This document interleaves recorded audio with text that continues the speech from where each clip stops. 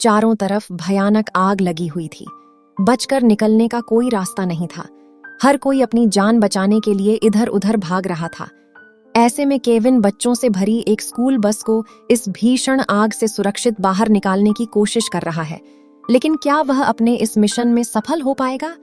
आइए जानते हैं इस फिल्म की पूरी कहानी। फिल्म की शुरुआत नवंबर 2018 से होती है। हमें कहानी का मुख्य किरदार केविन दिखाई देता है, जो पेशे से एक स्कूल बस ड्राइवर है। उसकी जिंदगी बिल्कुल सामान्य चल रही थी। वह स्कूल में बस चलाने का काम करता था, लेकिन उसे इतनी कम तनख्वाह मिलती थी कि घर का खर्च चलाना भी मुश्किल हो जाता था।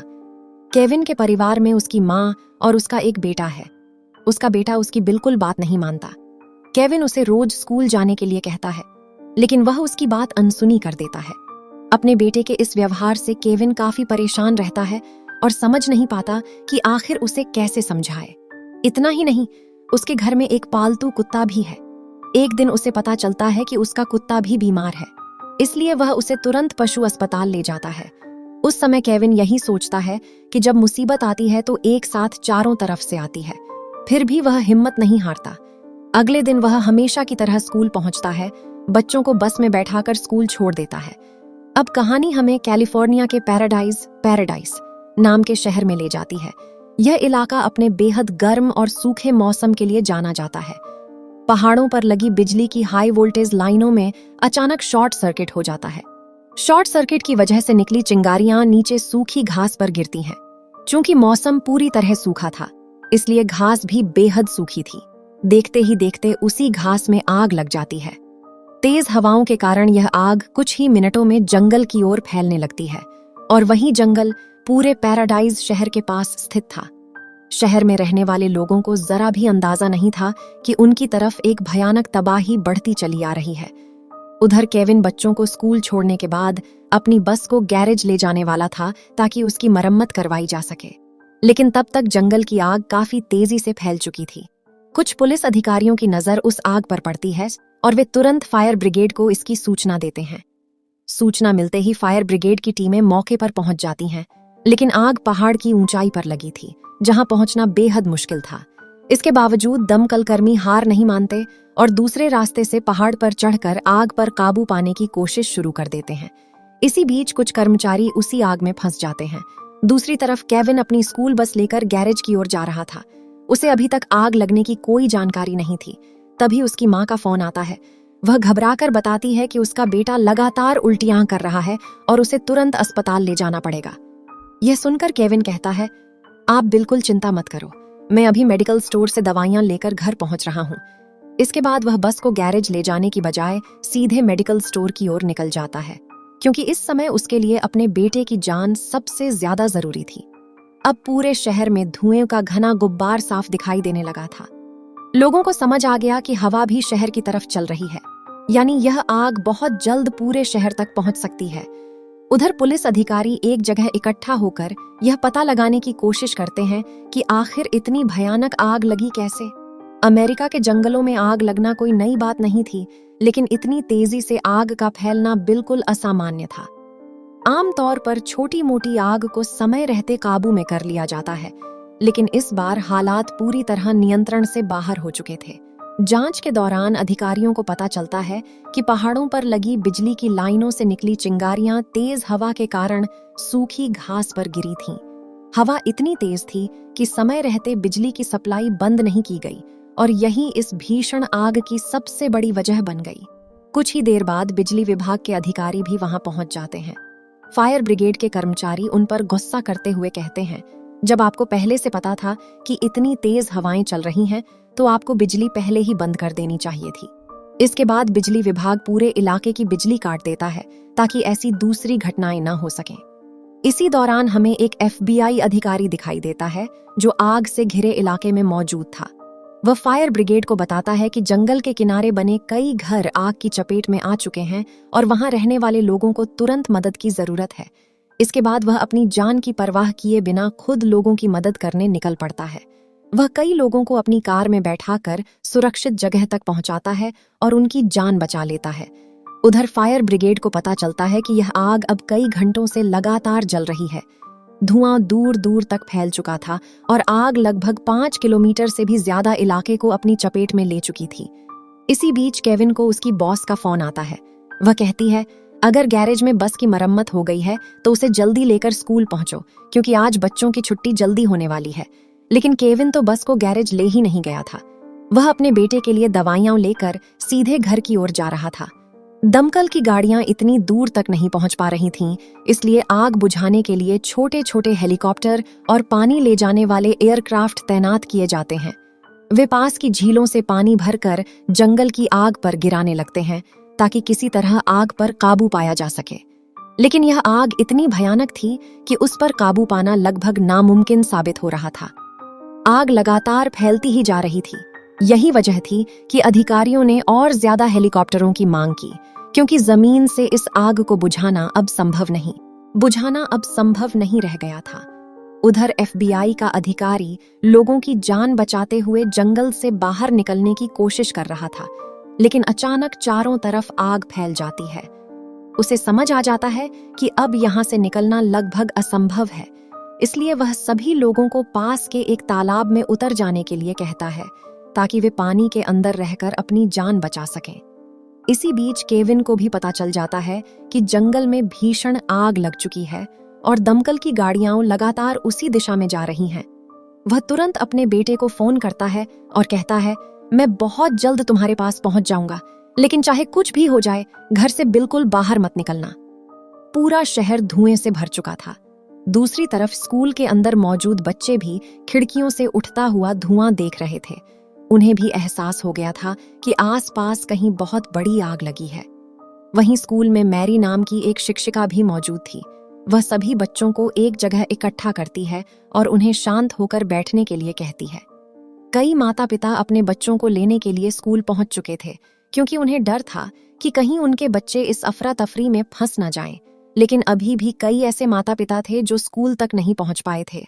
स्कूल में कुल 22 बच्चे अभी भी मौजूद थे। इसी दौरान केविन को उसकी पत्नी का फोन आता है। तभी पता चलता है कि दोनों अब साथ नहीं रहते।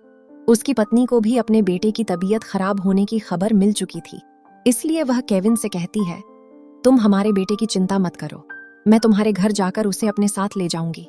उधर स्कूल के एक कर्मचारी सभी बस ड्राइवरों को वायरलेस पर संदेश देता है, जिस भी ड्राइवर की बस खाली हो वह तुरंत स्कूल पहुंचे। यहाँ अभी भी 22 बच्चे फंसे हुए हैं, क्योंकि उनके माता पिता उन्हें लेने नहीं आ सके हैं। लेकिन इस संदेश का कोई भी ड्राइवर जवाब नहीं देता, सिर्फ केविन ही जवाब देता है। वह कहता है, मैं तुरंत स्कूल पहुंच रहा हूं, मैं बच्चों को सुरक्षित बाहर निकालूंगा। यह कहकर केविन अपनी बस तेजी से स्कूल की ओर दौड़ा देता है। उसे उन सभी बच्चों को बचाकर चिक्को चीको नाम की सुरक्षित जगह पहुंचाना था। कुछ ही देर में केविन स्कूल पहुंच जाता है और सभी 22 बच्चों को अपनी बस में बैठा लेता है। शिक्षिका मैरी उससे कहती है, हमें इन बच्चों को चिको के राहत शिविर तक पहुंचाना होगा। लेकिन केविन जवाब देता है, मैं अकेले यह सब नहीं कर सकता, किसी को मेरे साथ चलना होगा। मैरी तुरंत कहती है, ठीक है, मैं तुम्हारे साथ चलती हूँ। इसके बाद मैरी भी बच्चों के साथ बस में बैठ जाती है और बस वहां से रवाना हो जाती है। बच्चे अपनी अपनी सीटों पर बैठे हुए थे, जबकि दूसरी ओर पुलिस और दमकल विभाग के कर्मचारी आग पर काबू पाने की पूरी कोशिश कर रहे थे। लेकिन बढ़ती हुई आग ने सभी की चिंता बढ़ा दी थी। कुछ ही देर बाद केविन की बस एक बहुत बड़े ट्रैफिक जाम में फंस जाती है। हर कोई अपनी जान बचाने के लिए शहर से बाहर निकलना चाहता था, इसलिए सभी गाड़ियां एक साथ हाईवे पर आ गई थीं और पूरा रास्ता जाम हो गया था। इसी इंतजार में धीरे धीरे अंधेरा भी होने लगा। केविन समझ जाता है कि अगर वह यहीं रुका रहा तो बच्चों की जान खतरे में पड़ सकती है।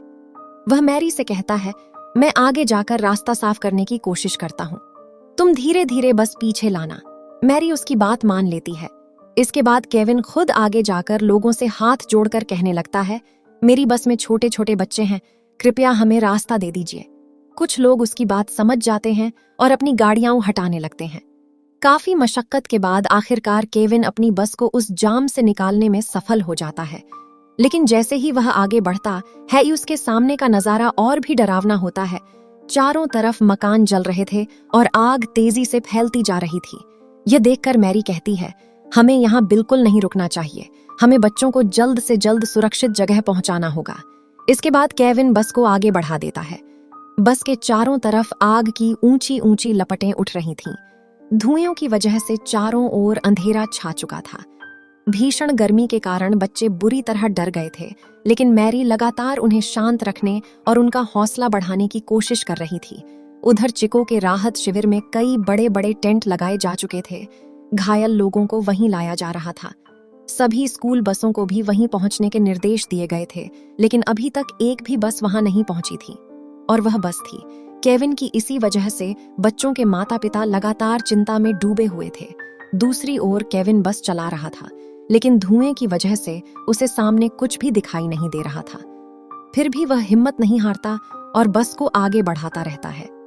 बस के अंदर बैठे बच्चे पसीने से भीग चुके थे और बार बार पानी मांग रहे थे, लेकिन आसपास कहीं भी पानी मिलना आसान नहीं था। आखिरकार केविन बस को ऐसी जगह रोकता है जहां आग थोड़ी कम थी। मैरी कहती है, मैं आसपास के घरों में देखकर पानी ढूंढ कर लाती हूँ। वह पास के एक घर में जाती है जो एक पेट्रोल पंप के करीब था और वहां से पानी की बोतलें इकट्ठी करने लगती है, लेकिन तभी अचानक पेट्रोल पंप पर जोरदार धमाका हो जाता है। मैरी घबरा जाती है, लेकिन फिर भी किसी तरह पानी की बोतलें लेकर सुरक्षित बस तक पहुंच जाती है। इसके बाद बच्चों को पानी पिलाया जाता है और उनकी प्यास बुझती है। उधर आग अब पहले से भी ज्यादा फैल चुकी थी। केविन फिर से बस आगे बढ़ाता है, लेकिन उसे बिल्कुल नहीं पता था कि यह सड़क आखिर कहां जाकर खत्म होगी। चारों तरफ सिर्फ घना धुआं, अंधेरा और आग ही दिखाई दे रही थी। उधर राहत शिविर में मौजूद सभी माता पिता को केविन की बॉस समझाने की कोशिश करती है। वह कहती है, आप लोग बिल्कुल चिंता मत कीजिए। बच्चों के साथ एक बहुत अच्छा ड्राइवर केविन मौजूद है और उनके साथ शिक्षिका मैरी भी है। मुझे पूरा भरोसा है कि ये दोनों आपके बच्चों को सुरक्षित यहाँ लेकर आएंगे। बस विश्वास रखिए और पुलिस तथा बचाव दल को अपना काम करने दीजिए। इसी बीच जब केविन आगे बढ़ रहा होता है तो उसे कुछ लोग भागते हुए दिखाई देते हैं। वे चिल्लाकर कहते हैं, बस को आगे मत ले जाओ, आगे कोई रास्ता नहीं है। अगर अपनी जान बचानी है तो बस छोड़कर पैदल भाग जाओ। लेकिन केविन के साथ 22 मासूम बच्चे थे। वह उन्हें किसी भी कीमत पर अकेला छोड़कर भाग नहीं सकता था। केविन उन 22 मासूम बच्चों को छोड़कर अपनी जान बचाने के लिए भाग नहीं सकता था। इसलिए वह मैरी से कहता है, तुम बस के अंदर ही रहो, मैं आगे जाकर कोई रास्ता ढूंढने की कोशिश करता हूँ।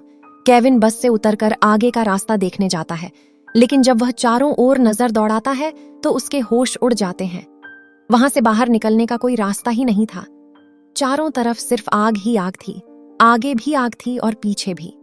यह देखकर केविन फैसला करता है कि फिलहाल बस को यहीं रोकना होगा, जब तक आग थोड़ी कम न हो जाए या तेज हवा की रफ्तार कुछ धीमी न पड़ जाए। बस के अंदर बैठे सभी बच्चे डर के मारे रोने लगे थे। मैरी लगातार उन्हें शांत कराने की कोशिश कर रही थी। तभी केविन को एक तरकीब सूझती है। वह मैरी से कहता है, मेरी टी शर्ट फाड़ दो और उसके छोटे छोटे टुकड़े करके बच्चों के चेहरे पर रख दो ताकि जहरीला धुआं उनके शरीर के अंदर न जा सके। मैरी तुरंत उसकी बात मान लेती है। केविन अपनी टी शर्ट के छोटे छोटे टुकड़े करता है, उन्हें पानी में भिगोकर बच्चों को देता है और कहता है कि वे उन्हें अपनी नाक पर रख लें ताकि जहरीले धुएं से कुछ हद तक बच सकें। उधर पुलिस और बचाव दल भी अब समझ चुके थे कि इस भीषण आग पर काबू पाना लगभग असंभव है। आग अब एक छोटे इलाके तक सीमित नहीं रही थी, बल्कि कई किलोमीटर तक फैल चुकी थी। न हेलीकॉप्टर, न एयर टैंकर और न ही दमकल की गाड़ियां इस आग को रोक पा रही थीं। आखिरकार अधिकारियों ने फैसला किया कि अब उनका सबसे बड़ा लक्ष्य सिर्फ एक ही होगा, ज्यादा से ज्यादा लोगों की जान बचाना। दमकल विभाग के वरिष्ठ अधिकारी मीडिया के सामने आकर लोगों को भरोसा दिलाते हैं। वे कहते हैं, घबराने की बिल्कुल जरूरत नहीं है। जो भी लोग या बच्चे आग में फंसे हुए हैं, हम उन्हें हर हाल में सुरक्षित बाहर निकालने की पूरी कोशिश करेंगे। इधर बस के अंदर बैठे केविन और मैरी आपस में अपनी जिंदगी की बातें करने लगते हैं। दोनों अपने अपने दुख साझा करते हैं, क्योंकि उन्हें लगने लगा था कि शायद यह उनकी जिंदगी का आखिरी पल हो। लेकिन तभी उन्हें एहसास होता है कि आग अब बस के बिल्कुल करीब पहुंच चुकी है। यह देखते ही केविन तुरंत बस से नीचे उतरता है और आसपास लगी आग को बुझाने की कोशिश करता है, लेकिन तेज हवाओं की वजह से आग और भी तेजी से फैलने लगती है। लाख कोशिशों के बाद भी आग पर कोई असर नहीं पड़ता। तब केविन समझ जाता है कि अब उनकी मदद के लिए कोई नहीं आने वाला। वह दोबारा बस में बैठता है और फैसला करता है कि अब चाहे जो भी हो जाए, उसे बस को आग के बीच से निकालकर आगे बढ़ाना ही होगा। शुरुआत में बस स्टार्ट ही नहीं होती, लेकिन केविन हार नहीं मानता। वह बार बार कोशिश करता रहता है। काफी देर बाद आखिरकार बस स्टार्ट हो जाती है। बिना एक पल गंवाए केविन बस को सीधे आग के बीच से आगे बढ़ा देता है। यह बेहद खतरनाक फैसला था। अगर रास्ते में कोई जलता हुआ पेड़ बस पर गिर जाता या बस में आग लग जाती तो उन 22 बच्चों को बचा पाना नामुमकिन हो जाता। बस की सभी खिड़कियां और दरवाजे बंद कर दिए गए थे, इसलिए धुआं अंदर नहीं आ रहा था। हालांकि बाहर कुछ भी साफ दिखाई नहीं दे रहा था। फिर भी केविन हिम्मत नहीं हारता और बस चलाता रहता है। काफी देर तक मौत से लड़ने के बाद आखिरकार वह ऐसी जगह पहुंच जाता है जहां आग नहीं पहुंची थी।